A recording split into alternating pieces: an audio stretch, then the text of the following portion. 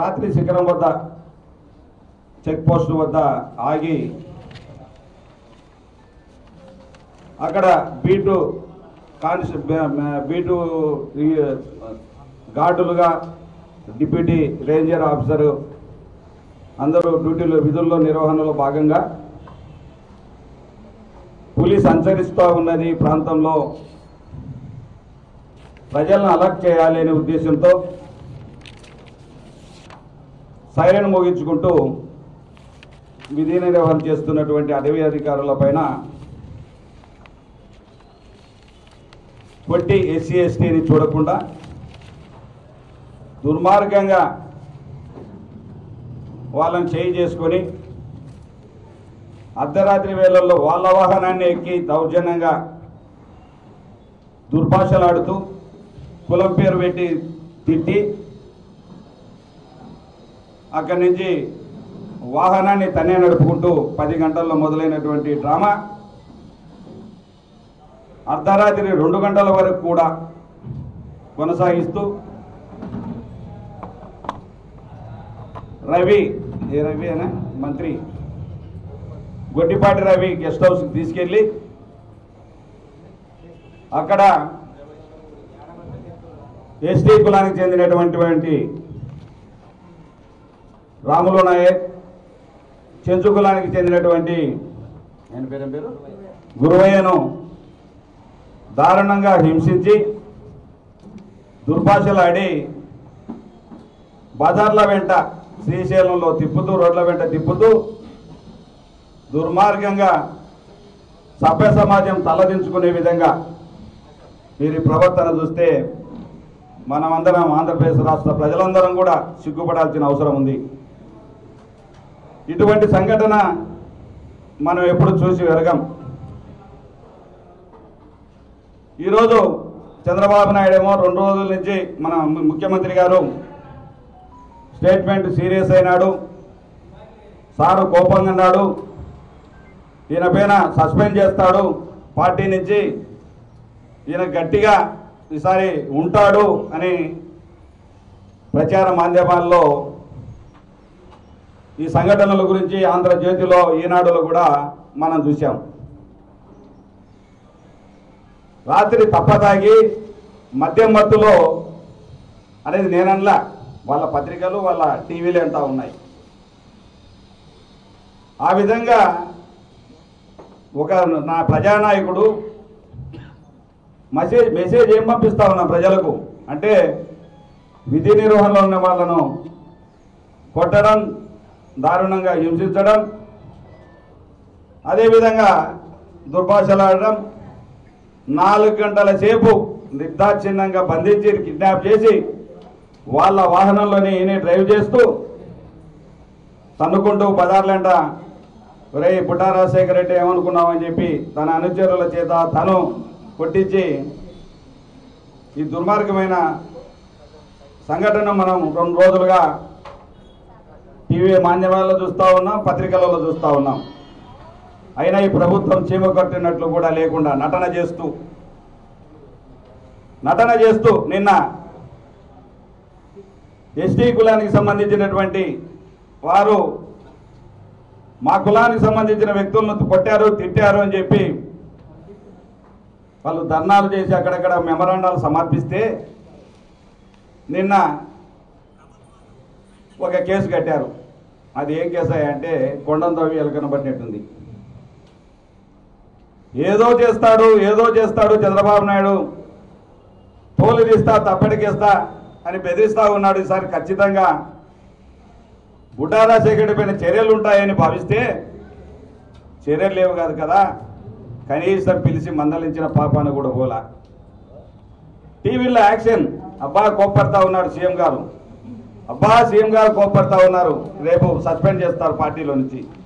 పవన్ కళ్యాణ్ గారు నిజంగా ఆయన ఏదో గొప్ప వ్యక్తి, మార్గదర్శకుడు, ఈ మధ్య కొత్త పదం ఎత్తుకున్నాడు, ఏదేది ఏమంటారు సనాతన ధర్మం, కనీసం ఈ ధర్మాన్ని నెరవేరుస్తాడు, న్యాయం చేస్తాడు, దళితులకు న్యాయం జరుగుతుందని మేము భావించాం. ఎందుకంటే సనాతన ధర్మం తెలిసిన వాడు ఈ ధర్మం తెలియదా అని భావించాం. ఇవి సినిమాల్లో డైలాగులని తెలిసిపోయింది ఈరోజు. మీరు కట్టింది ఏందయ్యా పనికిమాల కేసులు, మీరు కట్టిన కేసులు ఏందయ్యా అంటే ఈ కేసులు ఉన్నా ఒకటే ఊడినా ఒకటే. ఇవి కూడా అనవసరం బుక్ చేయడం. ఎఫ్ఐఆర్లో 55/2025 కేసు నమోదు చేసి బిఎన్ఎస్ సెక్షన్లు 115/2, 127/2, 351, 132 R/W 3/5 బిఎన్ఎస్ల కింద కేసు రాసినట్లుగా తెలిసింది.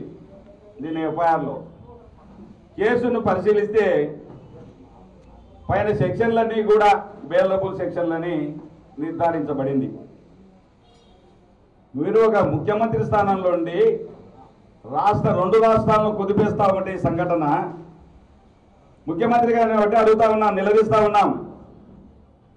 మీరు ఎస్సీ ఎస్టీల మైనార్టీలకు చేసే న్యాయం ఇదేనా? ఒక ఎమ్మెల్యే ఈరోజు రాష్ట్రంలో విచ్చలవిడిగా ఈరోజు ఆంబోతులాగా ఎగబడి ఈరోజు రాష్ట్రంలో ప్రతి నియోజకవర్గాల్లో కూడా విచ్చలవిడితనంగా మీ పార్టీని లెక్క పెట్టకుండా, మీ కూటమి ప్రభుత్వాన్ని లెక్క పెట్టకుండా ఎమ్మెల్యేలు ప్రవర్తిస్తూ ఉంటే మీరు కళ్ళు మూసుకొని నిద్రపోతా ఉన్నారని అడుగుతా ఉన్నాం. మేము అడుగుతా ఉన్నాం, బుడ్డా రాజశేఖర రెడ్డి గారు ఈరోజు రాజకీయాల్లోకి వచ్చినప్పటి నుంచి కూడా ఆయన పశుగానే గెలవంగానే బ్రహ్మాండమైన ఒక మీటింగ్ పెట్టి ఆ రోజే ప్రజలకు సంకేతం ఏమి ఇచ్చాడయా, పట్టుడుగడ్డల ఫ్యాక్టరీ పెడతానన్నాడు. అంటే మీరు సంపుదామనే? మీరు ఈ రాజ్యాంగాన్ని రెడ్ బుక్ రాజ్యాంగం అంటే ఇదేనా? లోకేష్ గారిని అడుగుతా ఉన్నాం. రెడ్ బుక్ రాజ్యాంగం మా పైన కాదు ఉపయోగించాల్సింది. ఈరోజు మీ పార్టీలో ఉండి మీ ఎమ్మెల్యేలు మీ పార్టీకి చెడ్డ పేరు తెచ్చే విధంగా ప్రవర్తిస్తున్న ఎమ్మెల్యేపై రెడ్ బుక్ రాజ్యాంగాన్ని ఉపయోగించండి. ఎక్కడో తప్పులు చేయకపోయినా అనామకులను తీసుకొచ్చి ఈరోజు ఎస్సీ ఎస్టీ కేసులు పెడతా ఉన్నారు. అంటే మీకు కనపడలేదా అని అడుగుతా ఉన్నాం. మీ రెడ్ బుక్ రాజ్యాంగంలో రాసుకున్నారని అడుగుతా ఉన్నాం.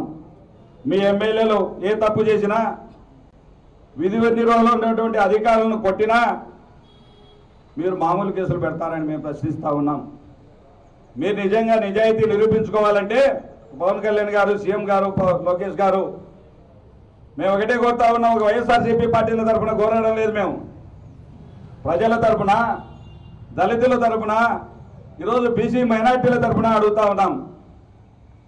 మీరు ఖచ్చితంగా బుడ్డా రాజశేఖర రెడ్డిని ఎస్సీ ఎస్టీ అట్రాసిటీ కేసును బనాయించి వారి పైన వెంటనే చర్యలు తీసుకొని పార్టీ నుంచి సస్పెండ్ చేయాలని కోరుతా ఉన్నాం. మీరు సస్పెండ్ చేస్తే నిజాయితీగా మిమ్మల్ని ప్రజలు నమ్ముతారు, మీ నిజాయితీని శంకించరు. మీరు ఆ విధంగా కాకుండా దళిత సంఘాలు నిన్నామన్న ప్రయత్నం చేసి నిరసన తెలపాలని ప్రయత్నిస్తే వాళ్ళని కూడా పోలీసుల ద్వారా బెదిరించడం జరిగింది. బుడ్డా రాజశేఖర్ని మీరు ఇట్లే వదిలితే అచ్చోసిన ఆంబోతులాగా ప్రజలపై పడి ఈరోజు దుర్మార్గంగా ప్రజల్ని హింసించడం ప్రారంభించారు. నేను ఒకటే చెప్తా ఉన్నా, మళ్ళీ ఈరోజు సిగ్గు లేకుండా తన మనసులతో తను మాట్లాడుతూ ఉన్నాడు. చెక్ పోస్టులలో విపరీతమైనటువంటి లంచాలు తీసుకుంటా ఉన్నారు, అందుకే నేను అక్కడ ఆపాను, అందుకే మందలించడానికి పోయాను. ఆ మందలించడానికి పోతే రాత్రి వేళల్లో 2 గంటలప్పుడు అభివృద్ధిని చూపించుకున్నాడు. ఏం బొచ్చులో అభివృద్ధి చేసినాడు నువ్వు? ఏం అభివృద్ధి చేసి ఇంకా చూపించాలి? పగులు కూడా చూపించడానికి లేదా? ఏం అభివృద్ధి చూసావని నువ్వు చూపించడానికి 2 గంటలప్పుడు తీసుకెళ్లి అధికారులను తీసుకెళ్లి నానా హింసలు పెడతావా? ఏం అభివృద్ధి జరిగిందని చూపించడానికి 2 గంటల ప్రాంతంలో నువ్వు వాళ్ళని అధికారులను ఇబ్బంది పెట్టడం జరిగింది. ఏమని కనీసం జ్ఞానం లేకుండా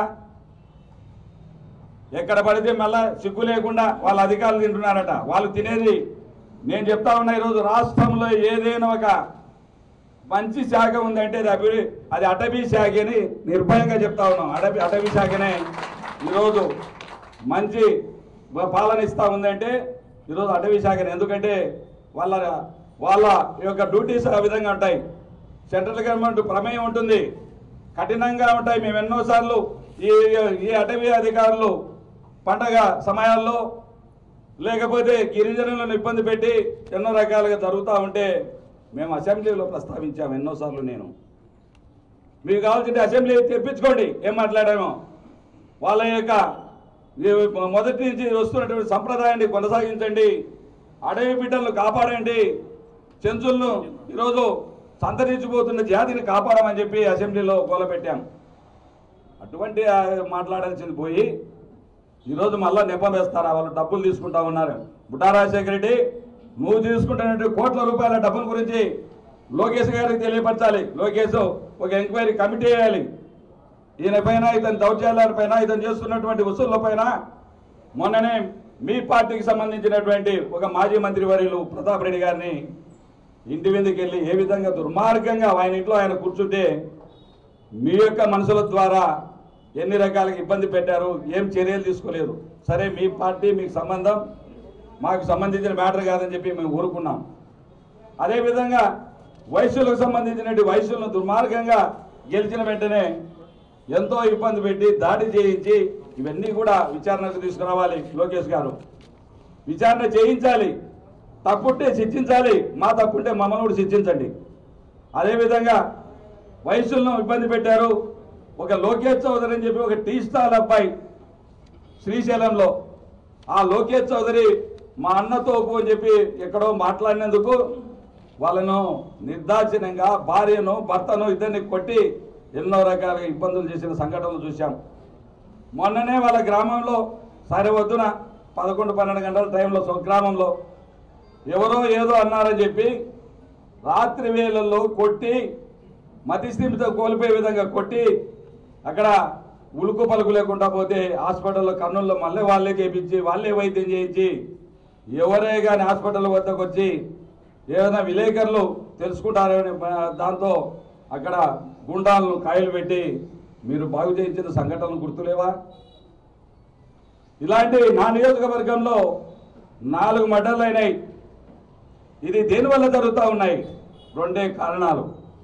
ఒకటి, ఎమ్మెల్యే ఈ యొక్క కండకవరాన్ని చూసి ఎమ్మెల్యే యొక్క ఒక గట్టి నమ్మకం లీడర్లకు మాకున్నాడు మా ఎమ్మెల్యేని ఒక దృఢ నిశ్చయం చేసుకుని వాళ్ళు గ్రామాలలో రెచ్చిపోయి 4 చోట్ల 4 మర్డర్లు జరిగాయి.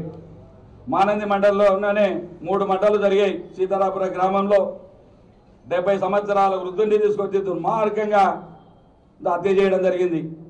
అదేవిధంగా మొన్న నైటు ఎవరికి అన్ని పార్టీలతో బాగుండేటువంటి ఒక తెలుగుదేశం వైఎస్ఆర్సీపీ పార్టీకి సంబంధించినటువంటి వ్యక్తిని మసీదుపురంలో మర్డర్ చేసిన మాట వాస్తవం కాదా? అదేవిధంగా మా పార్టీకి సంబంధించినటువంటి రైల్వే మన గాజులపల్లి రైల్వే స్టేషన్ వద్ద అక్కడ మా పార్టీకి వారిని చంపడం నిజం కాదా? అదేవిధంగా మీ పోలీస్ స్టేషన్లోనే ఒప్పుకున్నారు వాళ్ళు, మేమే మర్డర్ చేశామని చెప్పి. వాళ్ళ పైన ఎలాంటి చర్యలు లేవు. 4 సెంట్ల స్థలంలో ఇక్కడ లింగాపురం గ్రామంలో అక్కడిగా మీ మనుషులే హత్య చేయడం నిజం కాదా? అంటే ఈ హత్యలు చేస్తే భయపడిపోయి ఈ పార్టీ మూసేసుకుంటాం అనుకుంటున్నారా? ఆ రోజు మీరు ఎన్ని ఇబ్బందులు జరిగినా ఉండొచ్చు కొంతకాలం. నాకు ఈ రోజు వరకు కూడా ఒక కేసు లేదు. నోటికి వస్తే బూతులు, ఆయన పేరే బూతు రాజా, ఆయన పేరే వసూలు రాజా, ఇవి పేర్లు వసూలు రాజా అని ఆలోచించిన కలెక్షన్ల దందా. నేను ఒకటే చెప్తానా లోకేష్ గారికి, నిజంగా ఇతను ఏ వ్యాపారం లేదు ఇతనికి, ఏ కాంట్రాక్ట్ చేయడు, అయితే 10 ఎలక్షన్లు చేసిటారు. ఇవేమన్నా వ్యవసాయం చేసి పండిస్తే రాజకీయాలు చేసే రోజులో అని అడుగుతా ఉన్నా. అంటే ఇతను కలెక్షన్ ఏ విధంగా ఉందో ఒకసారి గుర్తు తెచ్చుకోమని అడుగుతా ఉన్నా. మీరు ఖచ్చితంగా ఇతనిపైన ఎంక్వైరీ చేయండి. ఇలాంటి వ్యక్తులు వస్తారు పోతారు మీ పార్టీకి. ఇలాంటి దుర్మార్గులను ఆ రోజు కూడా జగన్మోహన్ రెడ్డి పార్టీలో గెలిచి తెలుగుదేశానికి వచ్చారు, డబ్బులు కమ్ముడు పోయాడు. ఆ రోజు కూడా మళ్ళీ నేను పోటీ చేయనన్నా, నా భార్య ఆరోగ్యం బాగాలేదన్నాడు. మళ్ళీ డబ్బులు ఇస్తే మళ్ళీ పోటీలో నిలబడ్డాడు. ఇటువంటి బ్లాక్మెయిలర్ ఈరోజు చూస్తూ ఉన్నారు. నేను ఆ రోజు అడిగాను, అయ్యా మీ యొక్క బీఫారం మీద నేను గెలిచాను తెలుగుదేశం పార్టీలో ఎమ్మెల్సీగా 2 సార్లు. అందుకే నేను పార్టీ మారుతా ఉన్నాను. మా అన్న